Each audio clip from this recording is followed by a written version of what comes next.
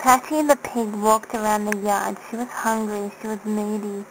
She began to march back and forward in order to show off her temper. She marched as though she were in the army. "Great form, Patty," told the farmer, whose name was Greg. Patty looked to Farmer Greg, and she snorted. She felt wild. The hairs on her body stood on the ends. She wanted to make war. Patty flattened her eyes, and then she began to stomp on the ground. "Don't you dare," teased the Farmer Greg as he glared. Patty narrowed her eyes and then grew off her aggression. She snorted, and then she ran to the gate screaming. She raced good and hard. In her mind she was going to barge through this thick board and break it like a finger was able to break matchsticks. She snarled and screamed as she raced for the gate. At the right time the farmer jumped off it, and then boom! Patty collided. Patty shook her head as the dust faded. She then blinked her eyes. The farmer laughed. Patty tried to move once and then twice. She couldn't budge.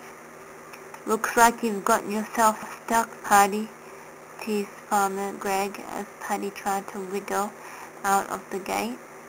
Patty the pig whined as she tried to back her tiny little hoofs up. She couldn't do it. "That's what you get for being grumpy," told Farmer Greg before he lifted a portion of the wood so that Patty could break away. Patty stumbled back, and then she sat. The farmer looked to her with a frown. "Your bad mood has broken the fence," the farmer cried. "I'll have to hammer it back together," he told her. Patty shook her head. She didn't mean to ruin the fence. She just felt so mad. She looked at Farmer Greg as he returned with pins in his hands.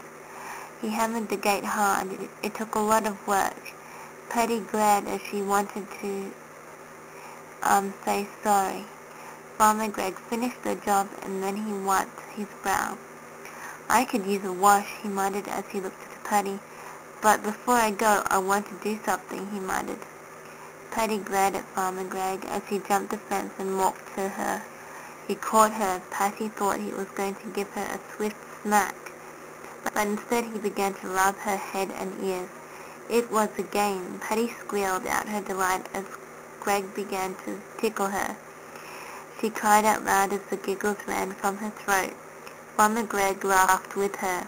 They were both having a good time. They were both laughing. "Now you're no longer in a bad mood," cried out Farmer Greg as he let Patty go. Patty the pig smiled as she giggled her last laugh. She felt like laying down. She was all giggled out, and she wanted to sleep. She was no longer in a bad mood.